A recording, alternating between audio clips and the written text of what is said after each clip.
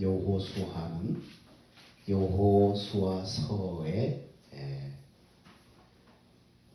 중심 인물이지요. 그래서 여호수아서는 여호수아라는 인물이 무대의 중심으로 이제 등장합니다. 이 여호수아의 원래 이름은 호세아예요. 모세가 그 이름을 바꿔준 것입니다. 그래서 호세아나 여호수아는 같은 의미를 가진 이름입니다. 그 이름의 뜻은 그가 저들의 죄를, 자기 백성들의 죄를 대속하여 준다, 이런 의미입니다. 근데 이것이 신약으로 와서 헬라식으로 발음하면은 예수스가 됩니다. 예수스. 바로 예수라는 이름과 같습니다. 그 의미도 같아요. 그가 자기 백성을 저희 죄에서 구원할 자라는 그 예수라는 이름의 의미와 똑같습니다.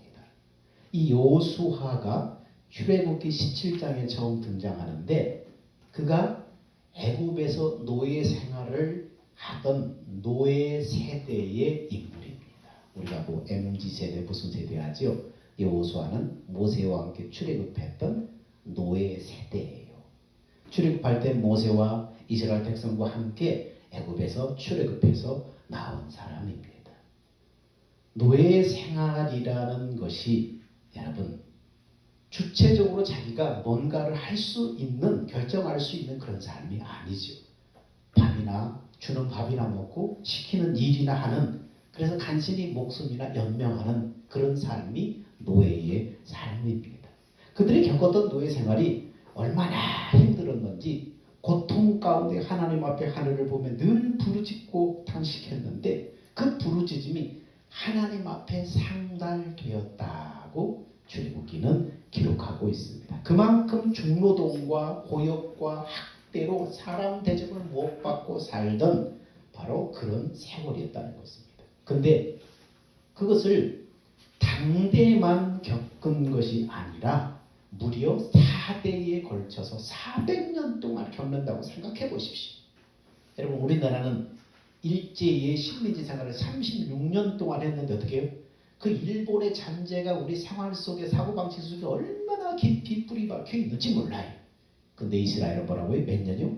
무려 400년을 식민지, 아니 노예로 살았으니 그들의 생각과 사고방식, 생활이 어떻겠어요?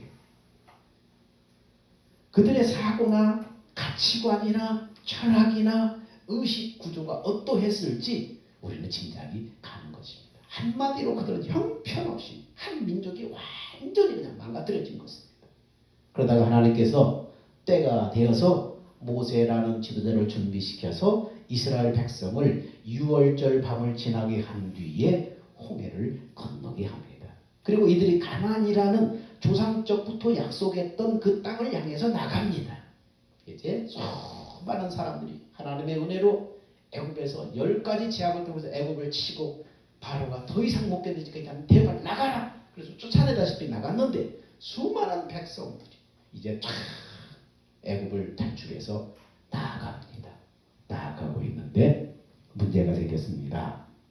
그들이 출애굽해서 홍해를 건너서 잘 나가는데 17장 8절에 뭔 일이 벌어졌어요? 자, 한번 읽어볼까요? 시작. 때에 아말렉이 이르러 이스라엘과 르비딤에서 싸우니라. 이때가 언제냐면 출애굽해서 홍해 바다를 건넨 다음에 약 2개월 정도 경과될 즈음이에요. 그래 지금 하나님이 조상적부터 약속했던 가나안을 향해서 진군하려는데 그 앞에 누가 딱 가로막고 있어요? 아말렉이라는 이러한 군사들이 다 거기를 가로막고 있는 거예요. 앞을 가로막고 있는 거예요. 아니 이 아말렉과 애굽의 관계는 어떤 관계이기에 이들이 이스라엘을 딱 가로막고 있습니까? 여러분 당시에 애굽은 이미 서산으로 지는 해처럼 국력이 급격하게 쇠퇴하고 있었어요. 안 그래도 기울어진 나라인데 그때 애굽의 노예들이 몽땅 다 빠져나가 버린 거예요. 그리고 이때 막 부상하던 나라가 아말렉이 있어요. 애굽이 기울고 아말렉이 부상하던 그 시기에 이스라엘 백성들이 출애굽을 한 것입니다. 따라서 아말렉과 르비딤에서 싸우니라 이 말은 이스라엘과 전쟁이 벌어졌다는 얘기예요. 탈출한 이스라엘 백성들과 함께 지금 아말렉 군대가 딱 전쟁이 벌어졌다는 얘기입니다. 근데 여러분 이게 얼마나 말이 안 되냐면은 왜냐하면 이스라엘은 국가 조직도 아니에요. 그냥 노예로 살던 사람들이 지금 탈출한 거예요. 그러니까 군대도 없어요. 하다못해 민병대조차도 조직되지 않은 그런 공동체예요. 400년 동안 주체의식도 없이 그저 시키는 일만 했던 그야말로 오합지졸이에요. 게다가 이들이 무슨 군사훈련을 받았겠습니까? 변변한 무기가 있겠습니까? 없어요. 전직 노예 출신들이 다 어느 날 갑자기 하나님의 은혜로 모세를 손들고 해서 애굽을 빠져나온 거예요. 근데 그들 앞에 잘 조직된 아말렉의 군대가 딱 서 있는 거예요. 이들을 가로막고 있는 이 아말렉은 어떻습니까? 지금 애굽이 지금 서서히 지금 나라가 기울고 그때 막 부상하던 나라가 아말렉인데 이들이 얼마나 잘 조직되어 있겠어요. 군사적으로 얼마나 잘 조직되어 있겠어요. 이것은 계란으로 바위를 친다는 비유로도 모자랄 정도로 이스라엘과 상대가 안 되는 거예요. 그런데 하나님께서는 우리가 보기에 이 무모한 전쟁을 모세에게 하라고 합니다. 이때 모세의 나이가 몇 살이에요? 약 80세가 넘었어요. 여러분 80세면 한 조직을 군사적으로 이끌 만한 그런 나이가 아니에요. 근데 이 전쟁은 피할 수 없는 터라 하나님의 명령에 따라서 이 전쟁은 피할 수 없는 터라 모세가 누구를 불러요? 여호수아를 부릅니다. 그리고는 네가 이 전쟁을 감당하도록 해라. 그러면서 모세가 여호수아에게 전권을 맡기고 여호수아는 어디로 올라가요? 산 위로 올라가서 이스라엘 백성들을 바라보면서 그 유명한 손을 높이 들고 하나님 앞에 기도하는 그런 사건이 있습니다. 여러분 우리가 군사 전문가는 아니지만 상식적으로 볼 때 전쟁의 승패라는 것은 병력의 수가 얼마나 되냐, 무기가 어떤 무기를 가지고 있느냐, 전략 전술이 뭐냐, 그리고 군사들의 사기는 없냐, 이런 것이 맞물려서 전쟁의 승패가 판가름 나는 법입니다. 그런데 이런 면에서 이 두 조직은 어떻습니까? 비교 상대조차 되지 않는 거예요. 한쪽은 전직 노예 출신이고 다른 한쪽은 잘 훈련된 조직된 군사들입니다. 그런데 이 전쟁은 이상하게 전혀 다른 결과를 가져옵니다. 전쟁의 상식적인 조건에 의해서가 아니라 손을 들고 기도하는 나이든 모세의 팔에 의해서 승패가 결정되는 거예요. 이것을 제일 먼저 누가 알아챘냐 하면은 모세를 옆에서 수종들던 아론과 훌이라는 이 두 보조자가 이걸 재빨리 알아챘어요. 그리고는 가만히 보니까 산 아래서 벌어지는 이 전쟁의 승패가 군사의 수나 무기나 사기나 어떤 작전에 있지 않는 거예요. 이 나이든 할아버지 같은 이 모세가 손을 들고 기도하면 이스라엘 백성들이 이기는 거예요. 또 피곤해서 팔이 내려오면 이스라엘 백성들이 막 밀리기 시작하는 거예요. 그래서 이들이 이것을 재빨리 간파하고 아론과 훌이 얼른 주변에 장독대만한 돌을 구해다가 나이든 모세를 거기에 앉힙니다. 그리고 자기들은 양옆에 서서 모세 팔이 내려오지 않도록 다 붙잡고 있습니다. 그래서 해가 지도록 모세 팔이 내려오지 않게 하자 이스라엘이 이 전쟁에서 큰 승리를 거두었다는 내용이 출애굽기 17장의 내용입니다. 여러분 우리가 살면서 가만히 보면은 공부를 하든 일을 하든 IQ에 따라서 이 별로 차이가 크게 IQ에 따른 차이가 없다는 것을 발견하게 됩니다. 공부 잘하는 학생들의 특징은 어떻습니까? IQ가 높고 낮음이 아니라 이 아이들은 뭐예요? 공부하는 원리를 빨리 깨우친 애들이에요. 그래서 공부를 잘해요. 그런데 이 원리를 깨닫지 못한 아이들은 시간 들여서 책상에 하루 종일 앉아있는데도 불구하고 시간을 투자한 그 대비 가성비가 효과가 별로 나오지 않는 거예요. 결국은 원리를 빨리 깨닫는 학생이 공부가 앞서게 되는 것입니다. 아론도 이 전쟁의 원리를 제일 빨리 깨달았지. 그래서 돌멩이를 가져다 모세를 앉히고 자기들이 양 옆에서 모세 팔을 들어 올린 것입니다. 여러분 교회 일을 할 때도 마찬가지입니다. 옆에서 두 팔을 들어 올려주는 사람들에 의해서 일이 되는 법입니다. 근데 오히려 잔뜩이나 가뜩이나 피곤한 팔에 사람들이 매달리면 어떻습니까? 그냥 같이 죽는 거예요. 매달리지 말고 두 팔을 들어 올려서 영적 전쟁에도 함께 승리하게 되는 것입니다. 여러분은 매달리는 사람이 아니라 함께 들어 올려주는 사람이 되기를 축원합니다. 자, 이런 이상한 전쟁 기록 때문에 사람들은 모세에 관한 본문에 초점을 맞춥니다. 그런데 성경을 좀 더 세부적으로 들여다보면 이 사건의 초점은 모세가 아니에요. 이 전쟁의 초점은 모세가 아닙니다. 출애굽기 17장 13절에 보니까 이렇게 말해요. 여호수아가 칼날로 아말렉과 그 백성을 쳐서 파하니라. 여호수아가 전쟁을 승리로 이끌었다고 얘기하고 있습니다. 그리고 그 다음 절에 이렇게 말합니다.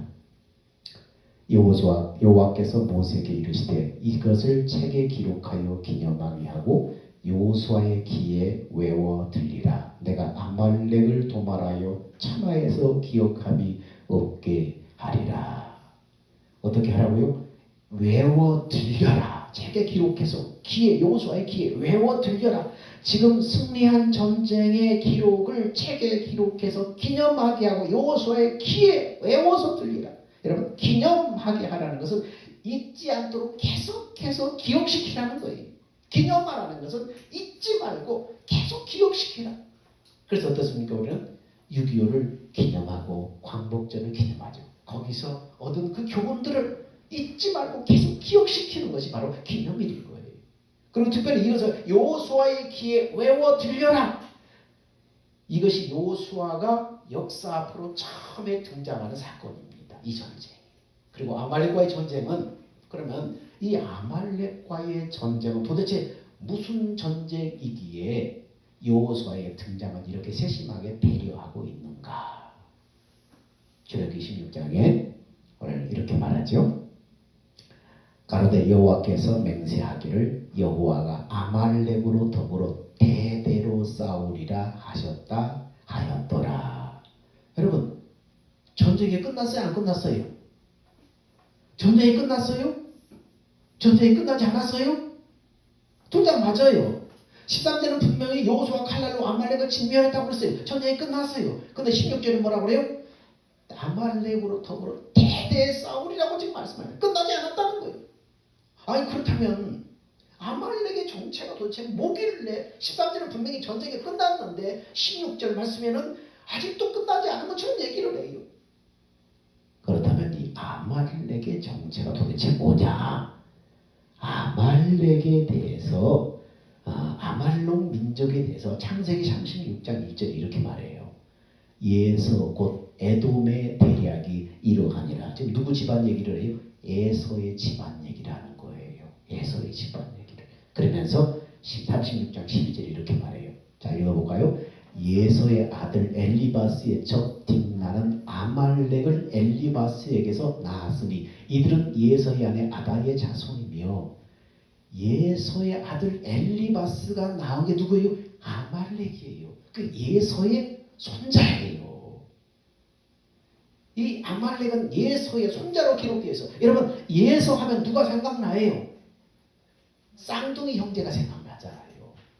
야곱이 생각나요. 팥죽 한 그릇에 장자의 명분을 팔았던 야곱 얘기가 나오잖아요. 예서와 야곱이 쌍둥이 형제인데 엄마 뱃속에서부터 싸우다가 나와가지고 나중에는 팥죽 한 그릇 장자의 명분을 파는 그 사건, 바로 그 사건이 바로 예서와 야곱 얘기예요. 그 손주라는 거예요. 자, 창세기 20장 30절에 이렇게 말하죠. 야곱이 떡과 팥죽을 예서에게 주매 예서가 먹으며 마시고 일어나 갔으니 예서가 장자의 명분을 경홀히 여김이었더라. 이 예서 말하는 거예요. 여기서 예서가 팥죽 한 그릇에 장자의 명분을 팥죽 한 그릇에 팔아버린 사건이 나오면, 그러면 한 끼 식사를 위해서 장자의 명분을 팔아버렸다는 것은 무슨 의미인가? 여러분, 이 장자의 명분을 통해서 누가 와요?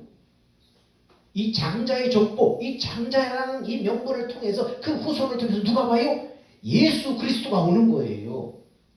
그래서 이렇게 중요한 거예요. 그걸 팔아버리고 그걸 가볍게 여겼다는 거예요. 대수롭지 않게 여겼다는 거예요.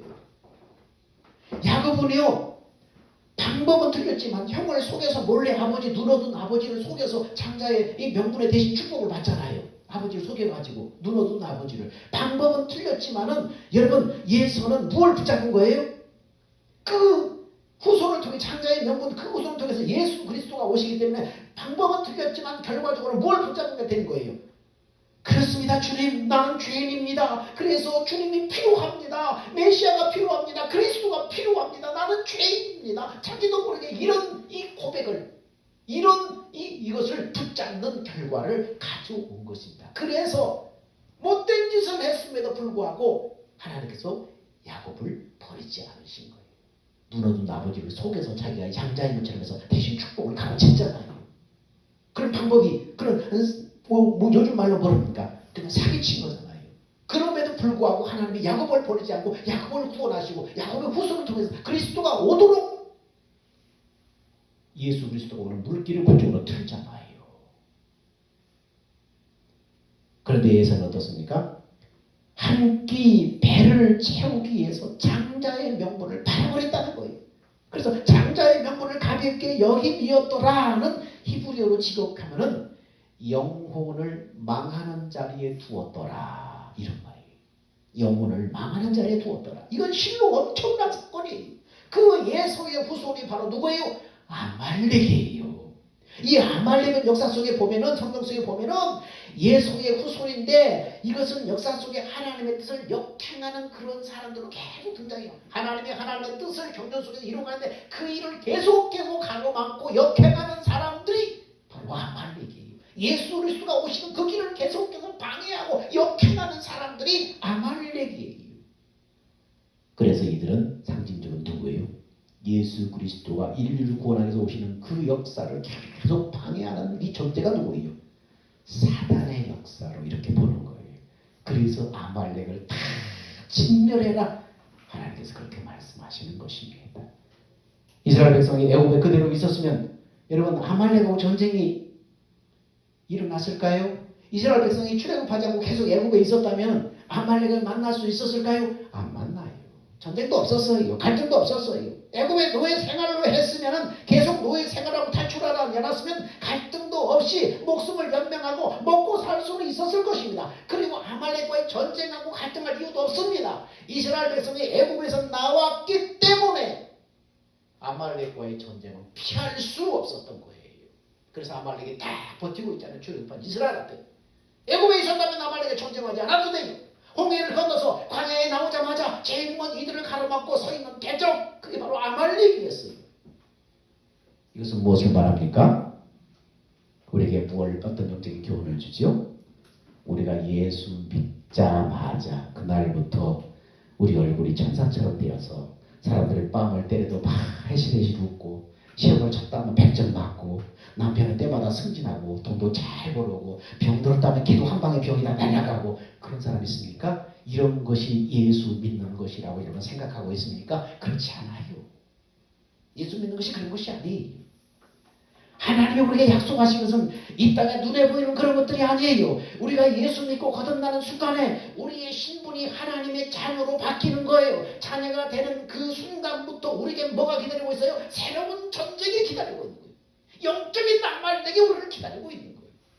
예수 믿고 예수 안 믿고 계속해서 마귀의 종으로 애굽에 계속 남아있었다면 우리에게 아말렉이라는 그런 대적이 있지 않아요. 그러나 우리가 예수 믿고 거듭나서 나오는 그 순간부터 우리에겐 아말렉이라는 영적인 존재가 우리 앞에 버티면서 싸움을 걸어오는 거예요. 아말렉과의 전쟁은 애굽에 남아있는 사람에겐 절대 일어날 수 없는 전쟁이에요. 예배당 목만 왔다 갔다 하고 믿음 없고 예수도 영접하지 않고 그러면은 영적인 전쟁이 없어요. 아말렉에 싸우지 않아요. 걸어오지 않아요. 영적으로 출애굽한 사람들, 영적으로 홍해를 건넌 사람들, 가나안을 향해서 믿음으로 나가는 사람들에게는 반드시 누가 기다리고 있어요? 아말렉이 기다리고 있는 거예요. 영적인 대적 아말렉이 기다리고 있는 거예요. 그때부터 싸움이 시작되는 거예요. 그때부터 갈등이 시작되는 거예요. 예수 그리스도의 십자가 죽음을 상징하는 유월절 사건을 지나서 홍해를 건너서 가나안을 향해 가는 사람은 반드시 만나게 되는 전쟁이에요. 이 아말렉은 하나님의 자녀가 성도들 속에 남아있는 옛사람의 그림자, 바로 그것을 상징합니다. 예수 믿고 나도 계속 마귀의 종된 죄인으로 살았던 그 옛사람의 그림자, 그 그것을 상징합니다.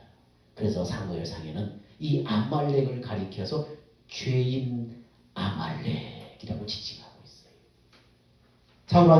사울이 왕이 됐는데 하나님께서 사울에게 가서 아말렉을 진멸하되 다 없어지기까지 쳐라! 최초의 명령을 줬어요. 소와 양과 노인과 여자와 어린애까지, 소와 양까지 다 짐승까지 남김없이 다 진멸하라, 다 멸하라, 이렇게 말씀했어요. 사울이 왕이 되고 나서 최초로 받은 하나님의 명령이에요. 그러니까 왜 하나님께서 이렇게 아말렉을 철저하게 심지어 여자와 노인과 어린애와 소와 양까지 다 진멸하라고 했는지 여러분 알겠죠? 이 아말렉이 바로 누구이기 때문에요? 사단을 상징하는 그런 것이기 때문에 철저하게 진멸하는 거예요. 우리가 지난번에 한번 설교를 했던 것 같은데 사단과 한 편이자 하나로 보는 거예요. 하나님께서. 그래서 철저하게 진멸을 시키라고 하는 거예요. 근데 사울이 어떻게 했어요? 하나님의 명령을 듣자 하는 척 하면서 뭐예요? 하나님의 명령을 온전히 순종하잖아요. 순종하는 척은 했어요. 근데 다 남겨놓잖아요. 좋은 가축, 살찐 소 다 몰래 남겨놓잖아요. 여러분, 하나님께서 오늘 우리에게 아말렉을 진멸하라. 예수 믿고 나서 뒤 안에 있던 죄인의 그림자, 죄악의 그림자 다 진멸하고 태우고 잘라내고 없애라. 내 하나님 하는 척하고 모양은 하는 척하는데 계속해서 우리 속에 남아있다면 어떻습니까? 사울과 똑같은 거예요. 사울왕과 똑같은 거예요. 그 결과가 어떻습니까? 하는 척하고 하나님의 명령에 순종하지 않는 아말렉을 진멸하라고 하는데 진멸하는 것처럼 해놨는데 온전히 순종하지 못하는 결과 어떻습니까? 하나님의 은혜가 사울에게서 떠나버려요. 사울왕은 자기만 왕이지 실질적으로 폐위되는 것과 똑같아요. 그런데 이 아말렉과 최초로 전쟁을 벌였던 사람이 누구예요? 바로 여호수아인 거예요. 그래서 하나님께서 이 여호수아를 부각시키는 거예요. 드러내는 거예요. 다 역사의 전면에 주인공으로 드러내는 거예요. 여호수아가 결국 이스라엘을 이끌고 가나안 땅에 들어가게 되죠. 결국 여호수아가 모세가 아니라 여호수아가 이스라엘 백성들을 이끌고 하나님 약속한 가나안 땅에 들어가게 되는 것입니다. 여러분, 우리가 가나안에 대해서 젖과 꿀이 흐르는 땅 가나안. 그래서 사람들은 가나안을 천국의 상징으로 그렇게 생각해요. 근데 말씀을 잘 보면 가나안은 천국의 상징이 아니에요. 여러분, 천국에 전쟁이 있어요? 천국에 죽이고 죽이는 피 튀기는 그런 싸움이 있어요? 천국에는 싸움이 없지요. 죽이고 죽이는 피 튀기는 싸움이 없지요. 근데 이스라엘에 도착한 가나안 땅에는 뭐가 있어요? 전쟁이 있어요. 들어가는 날부터 전쟁이 있어요. 가나안은 그러므로 여러분 천국의 상징이 아니에요. 예수 그리스도를 구주로 고백하기 시작한 하나님의 백성들이 하나님의 통치 안에 들어와서 믿음으로 사는 훈련을 하는 곳의 상징이 가나안이에요. 구원받은 하나님의 자녀들이 하나님의 통치를 받으며 믿음으로 삶을 훈련하는 곳이 가나안이니까요. 그래서 그곳에 들어가는 날부터 여리고 전투를 시작해서 계속해서 전쟁이 있잖아요. 전쟁을 통해서 믿음으로 사는 법, 하나님의 통치를 배워야 했기 때문에 계속해서 그 안에 들어가서 전쟁을 하는 거예요. 하나님의 말씀하는 것입니다. 여호수아에게 일어나 내가 주는 땅으로 가라. 일어나 가라.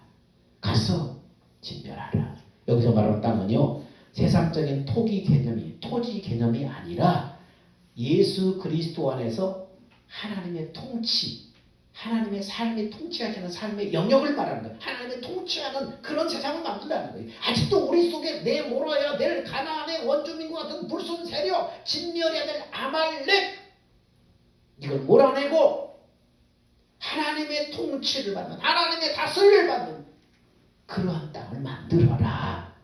그걸 말하는 거예요. 이것들에 대해서 우리가 결단하고 칼을 빼들고 여러분 나가야 되는 것입니다. 이것이 가나안을 진멸하라. 내가 대대에 싸우리라 말씀하신 것입니다. 여러분, 교회를 30년 40년 아니 평생 다녔는데도 아직도 마음속에 거짓과 완고한 고집과 불순종과 자기 주장 자아가 남아있다면 이것은 전부 칼을 빼들고 진멸해야 될 영적인 아말렉의 영역인 거예요. 이걸 진멸하라고 하나님은 말씀하는 거예요. 네가 예수 믿고 요단의 이 홍해를 건너서 왔다 하면은 이 아말렉과 대대에 싸우라고 했는데 이거 진멸하라 하나님 말씀하는 거예요. 그래서 주님은 뭐라고 말하는 거예요? 아무든지 나를 따라오려든 자기를 부인하고 자기 십자가를 지고 나를 쫓으라. 자기를 부인하고 자기 십자가를 지라는 것은 무슨 말입니까? 네 속에 있는 그 옛사람의 흔적들 그거 진멸해라. 그거 불태워라. 그거 잘라내라. 그것과 싸워라. 그래서 하나님의 다스림을 받는 사람, 하나님의 다스림을 받는 너의 삶, 너의 마음, 그거 만들라는 거예요. 그것이 바로 하나님의 통치를 받는, 그것이 바로 하나님의 나라예요. 그것이 바로 가나안이에요. 그것을 훈련하는 것이 바로 하나님께서 약속하신 가나안 땅입니다. 하나님은 우리에게 이렇게 말씀합니다. 내가 일어나 내가 주는 그 땅으로 가라. 내가 주는, 우리가 일어나기만 하면 하나님이 그 땅을 주시겠다는 거예요. 주님의 음성에 순종해서 믿음을 가지고 내가 받기만 하면 하나님이 나 허락하시겠다고 약속하십니다. 젖과 꿀이 흐르는 주님의 일하심을 누리는 영적인 그런 황희의 영역을 하나님이 허락하시겠다는 거예요. 네가 순종의 문턱을 넘기만 하면은 네가 가나안을, 아말렉을 잘라내고 이 아말렉을 불태우고 하나님을 아말렉을 척결하고 네가 하나님의 말씀에 순종해서 그 순종의 문턱을 넘기만 하면은 네가 평생 경험하지 못했던 하나님의 기적과 신비를 경험할 수 있게 해준다는 거예요. 아말렉을 진멸해라. 진멸해라. 그렇게 말하는 거예요. 이 영적인 싸움에 우리를 부르신 것입니다. 여러분, 이미 우리는 십자가의 죽음과 부활로 출애굽해서 홍해를 건넌 사람이에요. 이제 마귀의 종되었던 나의 죽음을 인정하고 오직 내 안에 생명 되신 예수를 믿음으로 말미암아서 내 안에 성령으로 말씀하고 그 가르치심을 따라서 우리가 말씀의 검을 빼들고 내 속에 있는 아말렉을 뿌리 뽑고 끊어내고 태우고 척결함으로 순종의 역사를 만들어가는, 그래서 여러분의 삶이 하나님의 일하심의 그 화물함을 볼 수 있는 그런 주인공들이 되기를 예수 이름으로 축원합니다. 사랑과 은혜가 풍성하신 아버지 하나님, 은혜와 사랑을 감사합니다. 하나님, 아말렉을 진멸하라. 내가 아말렉과 대대에 싸우리라 말씀하셨습니다. 여호수아를 통해서 우리에게 보여주신 것, 이 영적인 싸움이 오늘 예수 믿고 구원받은, 홍해를 건넌, 출애굽해서 홍해를 건넌 하나님의 사람들에게 이 과제가 놓여 있습니다. 오늘 우리 안에 아말렉을 진멸하라고 하나님 말씀하시오니 내 안에 남아있는 옛사람의 흔적들을 찾아내고 끊어내고 잘라내고 태우고 척결함으로 하나님의 일하심을 경험하는 하나님의 사람들 되게 하여 주옵소서. 우리의 생명 되신 예수님의 이름으로 기도하옵나이다. 아멘. 우리 다 같이 기도하셔서 주님 다시 오실 때까지 기도합시다.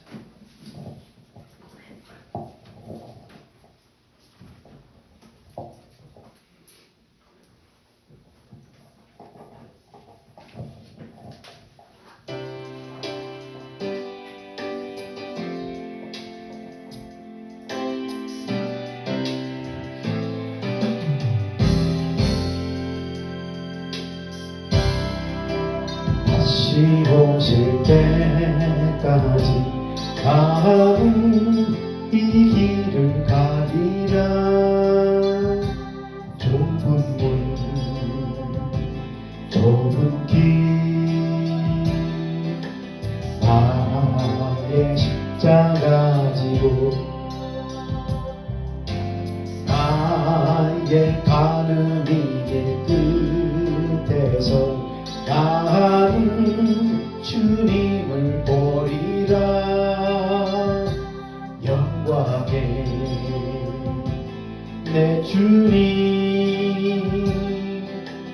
나를 맞아주시리. 주님 다시 오실 때까지 나는 일어나 달려가리라. 주의 영광 온 땅 덮을 때 나는 일어나 노래하리. 내 삶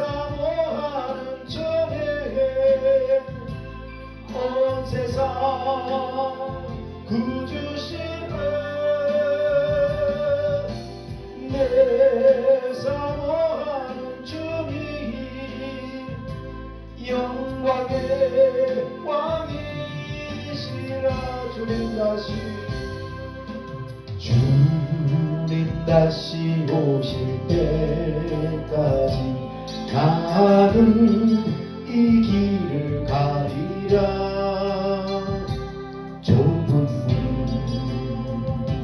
좁은 길 나의 십자가 지고 나의 가는 이 길 끝에서 나는 주님을 보리라. 영광의 내 주님 나를 맞아주시리. 주님 다시 오실 때까지 나는 일어나 달려가리라. 주의 영광 온 땅 덮을 때 나는 일어나 노래하네. 내 사모하는 전에 온 세상 구주시네. 내 사모하는 전에 영광의 왕이시여.